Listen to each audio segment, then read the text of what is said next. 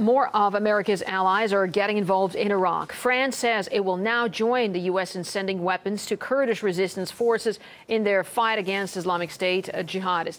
Meanwhile, the British Prime Minister has cut short his holiday to deal with the Iraqi crisis. We can now turn to our correspondent in London, Polly Boyko, for more details on this. Well, Polly, do tell us why this rapid European response taking place now. Well, David Cameron's scheduled to be chairing a meeting of the government's emergency committee, COBRA, right now. And he had been on holiday and he'd come in for some criticism for failing to cut short that holiday and come back to Britain and take charge of the government's response to what's going on in Iraq. But he is under growing pressure to launch military strikes against IS forces.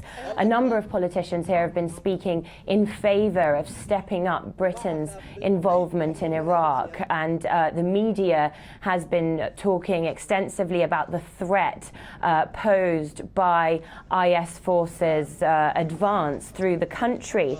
But at the moment, British involvement has been limited to humanitarian assistance, so aid drops over northern Iraq on a mountain there where tens of thousands of refugees are trapped with no food and no water. And the Ministry of Defence also in the past 24 hours have said that they're sending some helicopters to try and rescue refugees from the area. But yesterday, RAF Tornado jets were sent over to Cyprus and then on to Iraq. Now, the Ministry of Defence has reiterated that it was just a humanitarian mission, but given the choice of these jets, that can be stepped up very, very quickly. These Tornado jets can either be used as surveillance aircraft, as they are now, or they can be armed with bombs and used to carry out military strikes. So their role can be changed very quickly. And given that France